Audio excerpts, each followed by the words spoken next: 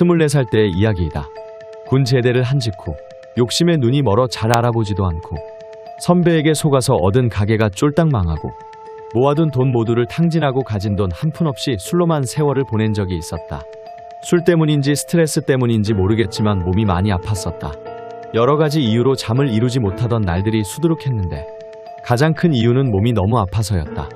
머리가 어지럽고 가슴은 누군가 짓누르는 듯이 무겁고 답답하고 거인이 내 몸을 통째로 움켜쥐고 지직개는 듯한 아주 심한 몸살 같은 증상이었는데 이대로 잠들어 버리면 죽을 것만 같은 막연한 두려움이 들 정도로 아팠다. 진통제도 듣지 않을 정도의 고통이었는데 통증을 이겨보러 술을 마시고 억지로 잠이 들면 30분도 채 잠들지 못하고 깨버리고 그리고 그 잠깐 사이에도 찾아오는 악몽과 가위들로 식은땀 범벅으로 깨어났다. 차라리 죽는 게 편하겠다 싶을 정도로 몸도 마음도 지쳐가고 있었다.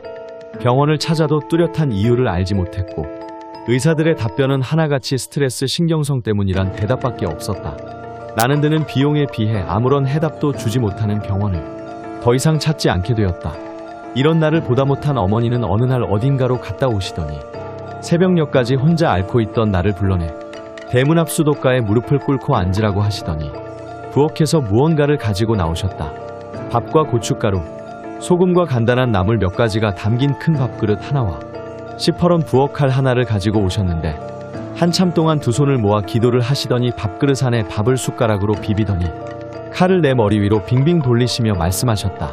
이거 다 잡숫고 우리 아들 괴롭히지 말고 그만나가주 있어.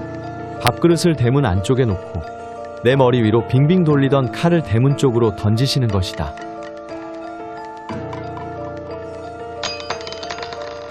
칼날은 안쪽을 향했다. 어머니는 칼을 집어들고 다시 내 머리 위로 빙빙 돌리시더니 아까와 같은 부탁의 말로 다시 한번 칼을 던졌다. 칼날은 다시 안쪽을 가리켰다. 나는 어디서 배워온 방법인지 모르겠지만 웃기기도 하고 믿기지도 않고 나중에는 짜증이 났었다. 동전 던지기처럼 확률상 너댓 번 던지면 안쪽이 나오지 않겠는가. 나는 한숨만 내쉴 수밖에 없었다. 그러나 시간이 갈수록 한숨은 오싹함으로 변하기 시작했다. 아무리 던져도 칼날은 바깥쪽으로 향하지 않았다. 좌우 어느 방향도 가리키지 않았다. 칼날은 오로지 집 안쪽 방향, 나를 향했다. 대여섯 번쯤 던지고 나도 계속 칼날이 내 쪽으로 향하자 어머니는 부탁의 말투가 아닌 단호한 말로 객귀에게 나가기를 명령하셨다.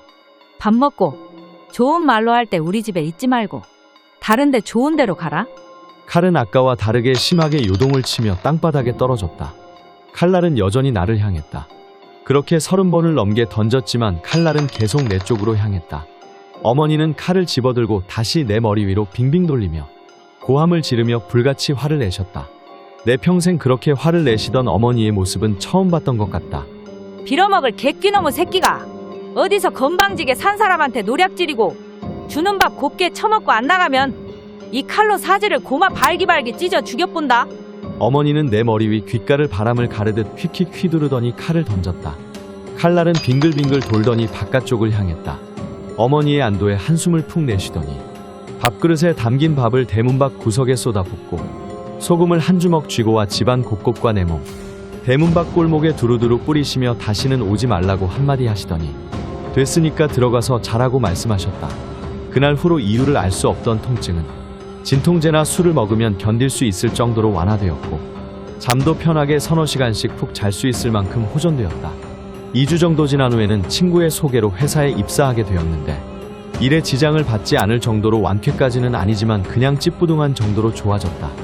나중에 어머니께 그게 무슨 행위였냐고 물으니 어머니가 어릴 때 경기를 앓았는데 외할머니가 어머니께 썼던 방법으로 외가 동네에 오래전부터 전해진 객귀를 쫓는 방법이라고 한다. 그런데 이게 알고 보니 일종의 플라시보 효과를 기대하는 요식적인 행위였다는 것이다. 그럼 칼을 30번 넘게 던졌는데도 단 한 번도 방향이 바뀌지 않았던 건 단순한 우연이었을까? 아니면 나에게 진짜로 무언가 붙었었던 거였을까?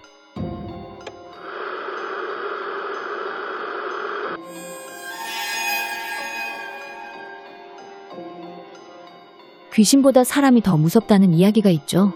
직접 그런 경험을 했던 적이 있습니다. 제가 초등학교 3학년 때였습니다. 그때는 아파트가 아니라 주택에서 살았는데 동네에 저보다 나이 어린 동생들이 많아서 맨날 같이 어울려 놀곤 했죠. 같이 놀면서 문방구 오락기에서 게임하기도 하고 PC방 가서 당시 유행하던 카트라이더도 같이 하고 강가에 놀러가서 개도 많이 잡고 그랬던 게 기억나네요. 그런데 어느 날이었습니다. 저희 동네에 작은 분식가게가 있었는데 거기 앞에 평상이 있었습니다. 그 평상에는 동네 어른분들이 모이셔서 이야기를 하고 쉬곤 하셨죠. 그날도 마찬가지로 저희 할머니를 비롯해서 동네 어른분들이 모여서 이야기하고 계셨고 저는 킥보드를 타며 동생들과 놀고 있었습니다. 근데 골목 저 끝에서 웬 아저씨가 저희를 계속 지켜보고 있더라고요. 저는 동생들한테 저 아저씨 계속 우리 쳐다보는 것 같아. 라고 말했는데 동생들은 그냥 그 아저씨 한번 쳐다보고는 그냥 계속 놀더군요. 저는 그 아저씨가 뭔가 이상했지만 그냥 우리들 노는 거 구경하는 동네 어른인가 보다 하고 계속 놀았습니다. 그러다 그 아저씨가 있나 없나 궁금해서 슬쩍 보니 과일 상자를 들고 이쪽으로 오고 계셨습니다. 동생들도 그걸 봤고 누군가 우리 저 아저씨 도와주자. 라고 말을 꺼냈습니다. 결국 나이가 가장 많았던 제가 그 아저씨를 도와주기로 했습니다. 제가 아저씨에게 다가가자 아저씨는 이 물건 저기 앞에 있는 슈퍼까지만 네 킥보드에 싣고 가줄래? 라고 물었습니다. 저는 아무 생각 없이 알겠다고 했죠. 동네 어른들이 앉아있는 평상 앞을 지나갈 때는 그 아저씨가 어휴, 짐이 워낙 무거워서요. 하하. 하고 말하던 게 기억나네요. 물론 우리 할머니도 그 말을 들으셨고 말이죠. 슈퍼 앞에 상자를 내려놓고 돌아가려는데 그 아저씨가 도와줘서 고맙다며 맛있는 거 사줄 돈을 주겠다며 저를 큰 길로 이어진 골목길로 데려가더군요. 그 아저씨는 앞서가고 저는 뒤에서 따라가고 있었는데 아저씨가 흰색 트럭으로 걸어가더라고요. 그 안에는 마스크와 모자를 쓴 또 다른 사람이 타고 있었고 저는 뭔가 공포를 느꼈습니다. 더 이상 따라가면 안 된다는 걸 느꼈죠. 아저씨는 저에게 오라고 손짓을 했습니다. 저는 그냥 뒤돌아서 킥보드 타고 최대한 빠르게 도망쳤습니다. 도망치며 뒤돌아보니 그 사람들은 트럭을 몰고 다시 큰 길로 나가더군요. 그때 뒤돌아보고 난 후 균형을 잃고 넘어지고 말았습니다. 무릎과 팔에 상처가 났죠. 평상에 가니 할머니께서 저보고 어쩌다 그리 다쳤느냐고 하시더군요. 저는 반쯤 울먹이는 목소리로 그 아저씨가 나를 끌고 가려 해서 도망치다가 넘어졌다고 말씀드렸죠. 동네 어른분들은 저희 할머니 보고 할머니 얘 다신 못 볼 뻔했구만. 하고 한마디씩 건네시더라고요. 저는 그날 저녁 집에 가서 할머니께 된통 혼났습니다. 낯선 사람 따라갔다고. 그 아저씨의 정체는 뭐였을까요? 참 그 상자 있잖아요. 저도 할머니가 다른 어른이랑 말씀하시는 것만 들었는데 누가 벽돌을 넣은 상자를 슈퍼 앞에 버리고 갔다고. 별 희한한 사람이 다 있다고 하시더라고요.